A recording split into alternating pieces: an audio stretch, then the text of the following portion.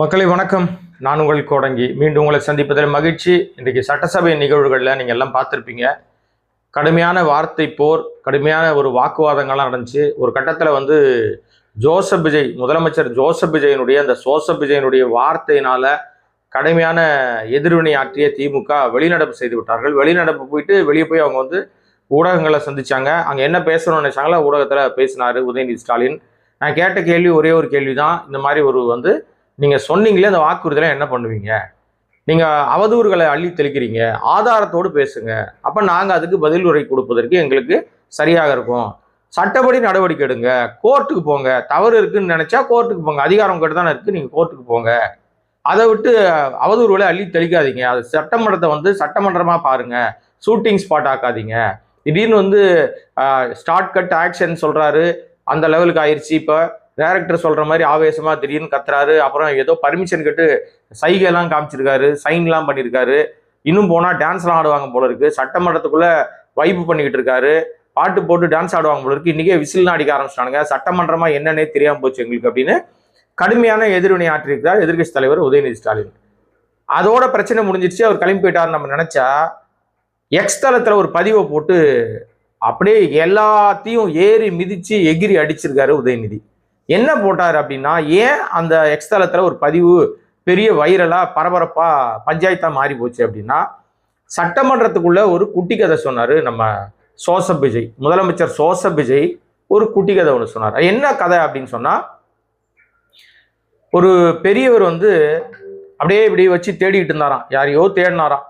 அப்ப எதிர அந்த குட்டி பையன் கேட்டானா, என்ன பெரியவரே என்ன தேடுறீங்க அப்படின்னா, இல்லப்பா உங்க அப்பா இங்கதான் இருப்பாருன்னு சொன்னாரு, அதான் தேடிட்டு இருக்கேன் அப்படின்னு சொல்லிட்டு ஒரு நக்கலா ஒரு சிரிப்பு சிரிச்சுட்டு, எங்களுக்கும் நக்கல் அடிக்க தெரியும் அப்படின்னு ஒரு கேடுகட்டத்தனமான ஒரு முதலமைச்சர் என்கிற அந்த மரியாதையே தெரியாம, ஒரு மாண்பும் தெரியாம, அறவேக்காட்டுத்தனமாக அருவருக்கத்தக வகையில ஒரு சைன்லாம் பண்ணி ஒரு ஆபாசமான ஒரு விஷயத்த அவைக்குள்ள, நான் தான் நடிகன் தான், நான் இன்னும் முதலமைச்சரால் ஆகல, ஏதோ மக்கள் நான் மக்களை நம்ப வச்சேன், ஏமாத்தினேன், பொய் சொல்லி என்னை இந்த இடத்துல உட்கார வச்சுட்டாங்க, இனிமே அவங்க எனக்கு அவசியம் இல்லை அப்படின்ற மாதிரி நிறைய பொய்ல அது ஒரு பொய். அப்படி ஒரு கதை ஒன்று சொன்னார்ல, அந்த குட்டி கதை. அந்த குட்டி கதைக்கு எதிர்வினை ஆற்றுகிற விதமாக உதயநிதி ஒரு குட்டி கதை ஒன்று சொல்லியிருக்காரு. அந்த குட்டி கதை சொல்ல அவர் சொன்ன விஷயமே என்ன சொல்லியிருக்காரு அப்படின்னு சொன்னா, நீங்க என்ன அவர் ஒரு குட்டி கதை ஒன்று சொல்லியிருக்காரு. அந்த குட்டி கதையில அவருடைய உளறல் அவையினுடைய மாண்புக்கு முற்றிலும் எதிரானது. செங்கல்பட்டு கோர்ட்ல கணவனை தேடும் மனைவி கதையெல்லாம் தமிழ்நாட்டுக்கே தெரியும். எவ்வளவு ஒரு அசிங்கம் இல்ல? குடும்பத்தை இழுத்து தெருவில் விட்டாச்சு. ஆல்ரெடி தனி மனித ஒழுக்கம் பத்தி நம்ம ஜோசப் விஜய் சிங்கப்பெண் அதிரடி படையில பேசினார். என்ன பேசினார்னா, தனி மனித ஒழுக்கம் வேணும். பேசுனது யார் தெரியுமா? நம்ம முதலமைச்சர் ஜோசப் விஜய் தான். ஆமாங்க, அவர் தான் பேசினார் தனி மனித ஒழுக்கம்னு. அப்பவே எதிர்வினை நிறைய வந்துச்சு. தனி மனித ஒழுக்கத்தை பத்தி யார் பேசுறது? ஏன்னா இங்க அவர் கட்டிய மனைவி 26 வருஷம் குடும்பம் நடத்தின மனைவி நீதிமன்றத்துக்கு போயிருக்காங்க. செங்கல்பட்டு நீதிமன்றத்துல வழக்கு நிலுவையில் இருக்கு, விவாகரத்து வழக்கு. அவங்க சொன்ன பிரேயர்ல என்ன சொன்னாங்கன்னா, குடும்பத்தை மீறிய உறவில் இருக்கிறார் என்னுடைய கணவர், குடும்பத்தை கவனிக்கிறதே இல்லை, எனக்கு பொருளாதார தடை ஏற்படுத்தினாரு, நான் வீட்டுக்குள்ள சேர்க்க மாட்டாரு, இந்த மாதிரியான நிறைய விஷயங்களை செய்யறாரு, திருமணத்துக்கு மீறிய உறவில் ஒரு நடிகையோட தொடர்பில் இருக்கிறார், தேவைப்பட்டால் அந்த நடிகை பேரை சொல்வேன். இதெல்லாம் சொன்னதெல்லாம் நான் இல்லை, அதனால ஏமாலுக்கு அடிக்க வராதிங்க. சொன்னதெல்லாம் ஜோசப் விஜயோட மனைவியா இருக்கிற சங்கீதா அவர்கள், சகோதரி சங்கீதாவுடைய பிரேயர் இது. உடனே நம்ம ஆளுக்கு தான் சொரிஞ்சு விட்டா அப்படியே சுகமா இருக்குமே. அவங்க சொன்ன உடனே நீயே சொல்லிட்டல, பேருனா நீ சொல்றது, நானே அந்த நடிகை காமிக்கிறேன்னு அந்த நடிகையோட கல்யாணத்துக்கு போனாரு. அந்த நடிகையோட ஏழை வீட்டுக்கு போறாரு, பகல்லையும் சுத்துறாரு, ராத்திரிலையும் சுத்துறாரு. அந்த நடிகையும் அது என்ன கேஸ்ன்னு நமக்கு தெரிய மாட்டேங்குது. அந்த அம்மா ஒரு நடிகை, அவ்வளவுதான். ஏன் இந்த மாதிரி ஒரு குடும்பத்துக்குள்ள உள்ள புந்து இப்படி ஒரு பேச்சு வருதுன்னு சொன்ன உடனே அவங்க விலகிறது தான் பெஸ்ட். இல்லை எனக்கும் அவருக்கும் சம்பந்தம் இல்லைன்னு சொல்லணும். ஆனா அதெல்லாம் சொல்லாது. இன்னைக்கு அவர் ஆப்ரேட் பண்றத அந்த அம்மா தான் வெளியில சொல்லிக்கிட்டு இருக்காங்க. நமக்கு தெரியல என்ன கன்றாவியோ. ஆனா அந்த நடிகை என்பவர் விஜயனுடைய பர்சனல் வாழ்க்கையில ஏதோ ஒரு தொடர்பு அவங்களுக்கு இருக்கு, அதிகாரப்பூர்வமா தெரியல. ஆனா வெளியில வர்றது, ஒன்னா சுத்துறது, நடுராத்திரில அஜித்தினுடைய அம்மா இறந்தப்ப கூட நடுராத்திரில கான்வாயில வருது அந்த அம்மா. ஏற்கனவே மனைவியே சொல்றாங்க ஒரு நடிகையோட தொடர்பு இருக்குன்னு. அப்ப அது தொடர்புக்கு நீங்க தான் முடிவு பண்ணணும், மக்களை பார்க்குற நீங்க தான் முடிவு பண்ணணும். இதை கூட நார்மலைஸ் பண்ணிச்சிங்க இந்த தற்கூரி கும்பல். ஏன் எங்க அண்ணன் வச்சுக்க கூடாதா, எங்க அண்ணனுக்கு அது இருக்கக்கூடாதா, குப்பை பொறுக்கிறவனுக்குலாம் அப்படி இருக்கேன்னு ஆபாசமா நிறைய கருத்துக்களை தற்கூரி கும்பல் வந்து பேசிச்சு.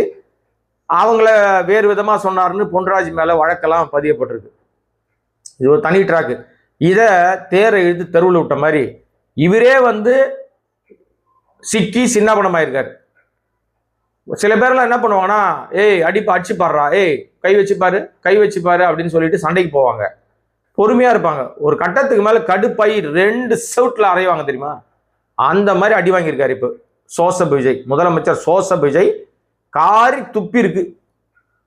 ஆனா உதயநிதி வந்து இப்படி பொழிச்சுன்னு மூஞ்சில துப்புவாருன்னு நான் எதிர்பார்க்கலங்க. நான் கூட அவர் வந்து கொஞ்சம், எனக்கு இது கொஞ்சம் கண்ணிய குறைவு தான். அவர் இந்த வார்த்தையை போட்டது வந்து கொஞ்சம் கண்ணிய குறைவு தான். ஆனா இதை விட கேடுகட்டத்தனமா சோசப் விஜய் செஞ்சது அவைக்குள்ள குட்டி கதை சொன்னது வந்து அயோக்கியத்தனம். குட்டி கதை சொல்றது தப்பு இல்லை, அதை நாகரிகமா சொல்லணும். அப்பாவை தேடுறேன்னா ஸ்டாலின் தோத்து போயிட்டாருன்றதை நக்கல் அடிக்கிறாரு. அதான் ஆணவத்தில் ஆடக்கூடாது. இந்த ஆணவம் ஒரு நாள் உனக்கே திரும்பும். சோசப் விஜய் அவர்களே, ஒரு நாள் இது உங்களுக்கே திரும்பும். நாளைக்கு போய் இதே மக்கள் உங்களை செருப்பால் அடிச்சு விரட்டும் போது, இதே மக்கள் வந்து உங்களை அடிச்சு துரத்தும் போது அன்னைக்கு தெரியும், ஆஹா நம்ம ஆணவத்தில் ஆடிட்டோம்டா, ஓவரா தான் கொஞ்சம் ஆடிட்டோம் போல இருக்கு, கொஞ்சம் அடக்கிதான் வாசித்து இருக்கணும் நம்ம அப்படின்னு அன்னைக்கு புரியும். ஆனால் ஸ்டாலின் அவர்கள் தோத்து போனது உண்மையான தோல்வி அல்ல. திருட்டுத்தனம், பாஜகவுடைய இவிஎம் மிஷினோட அயோக்கியத்தனம், தேர்தல் கமிஷனோட தில்லு முள்ளு, நீங்க சொன்ன பொய் பரப்புரை, இதெல்லாம் சேர்ந்துதான் ஸ்டாலின் அவர்கள் தோற்கடிச்சிருக்கு. உண்மையான வெற்றி அவர் தோத்தாலும் அவர் தான் அந்த தொகுதியினுடைய எம்எல்ஏ, தமிழ்நாட்டின் முதல்வரா இன்னைக்கு வரைக்கும் அவர் தான் இருக்காரு. ஏன்னா அவர் சொன்னது தான், அவர் செஞ்சதை தான் சோசப்பு விஜயா இருக்கிற முதலமைச்சர் நீங்க செஞ்சுட்டு இருக்கீங்க. பெண்களுக்கு 1000 ரூபாய் கொடுக்குறீங்க, மாணவர்களுக்கு 1000 ரூபாய் கொடுக்குறீங்க, காலை உணவு திட்டம் கொடுக்குறீங்க, ஏராளமான திட்டங்களை ஸ்டாலின் கொண்டாந்த திட்டம் தான். ஆக இந்த தமிழ்நாட்டை இன்றும் ஆண்டு கொண்டிருப்பது ஸ்டாலின் தான், சோசப் விஜய் இல்லை. அதனால இந்த ஆணவ பேச்சை நிறுத்திடுங்க. இதுக்கு தான் அவர் பதில் சொன்னார். அவர் வந்து இயல்பாவே அப்பா மகன், அப்பாவுக்கும் மகனுக்கும் அவ்வளோ பாண்டிங். அப்பாவை நக்கல் அடிக்கிறல்ல, வைக்கிறேன் உனக்கு அப்படின்னு. உண்மையை நீ சொன்னது பொய், சோசப் விஜய் சொன்னது பொய், பரப்புரை. தோத்து போனதை நக்கல் அடிக்கிற. நம்ம உதயநிதி சொன்னது நக்கல் இல்லை, அது நிஜம். வந்து புருஷனை காணுங்க, என் புருஷன் கிட்ட விவாகரத்து கொடுங்க, அவர் குடும்பத்துக்கு லாய்க்கு இல்லை, குடும்பத்தையே பார்க்கல, என்னை நடுத்தரில் விட்டாரு, பிள்ளைங்களை நடுத்தரில் விட்டாரு, ஜீவனாம்சம் வேணும் எனக்கு, நான் வாழ்வதற்கே வழி இல்லாம இருக்கேன் அப்படின்னு கதறி போய் நீதிமன்றத்தில் விவாகரத்து போய் புருஷனை தேடிக்கிட்டு இருக்கிற கதை. இது கதை இல்லை, நிஜம். அதைத்தான் அவர் வந்து தன்னுடைய அந்த எக்ஸ்தல பக்கத்துல பதிவு போட்டிருக்காரு. அது நிஜமாவே கொஞ்சம் நமக்கு வந்து வருத்தம் அளிக்கிற விஷயம்தான்.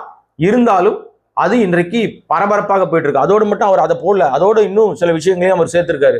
அவர் என்ன சொல்றாருன்னா, மின்வெட்டு பிரச்சனை, விவசாயிகள் பிரச்சனை, மோசமா இருக்க சட்டம் ஒழுங்கு வாக்குறுதிகளை நிறைவேற்றுறதுக்கு எந்த திட்டமும் அவருடைய பதில் உரையில் இல்லை. நீங்க வந்து கவர்னரோட பதில் உரைக்கு பதில் சொல்றதை விட்டுவிட்டு ஸ்கிரிப்ட் எடுத்து ஆக்டிங் பர்ஃபார்மன்ஸ் காமிச்சிட்டு இருக்காரு.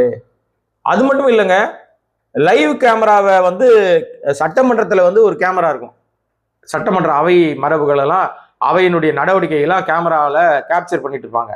அதெல்லாம் சினிமா ஷூட்டிங் கேமரா நினைச்சிட்டாரு போல இருக்கு. அதனால திடீர்னு மெதுவா பேசுறாரு, திடீர்னு ஆவேசமா பேசுறாரு, திடீர்னு ஆக்ஷன் பண்றாரு, திடீர்னு என்னென்னமோ எல்லாம் பண்றாரு.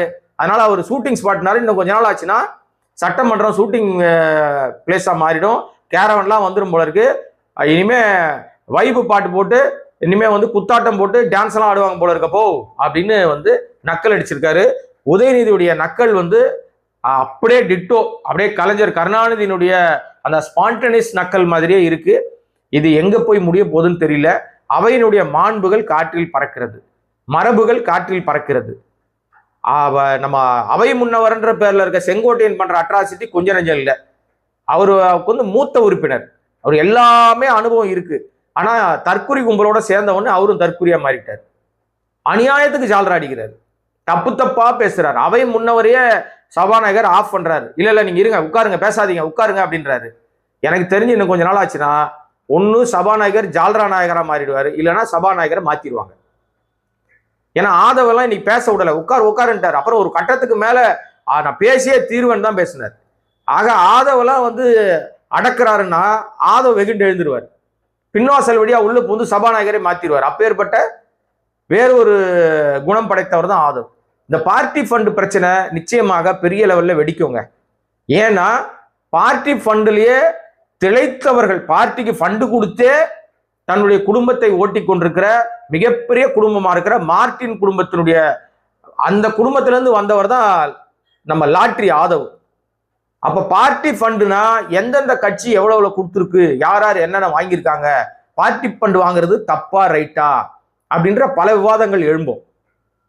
இதெல்லாம் அவர் வந்து வெளிப்படையா பேசணும். சும்மா போற போக்கில் ஊழல் பண்ணிட்டாங்க ஒன்னொன்னா ஊழல் வரும் போல இருக்க அப்படின்னு சினிமா டைலாக் பேசிட்டு இருக்காரு.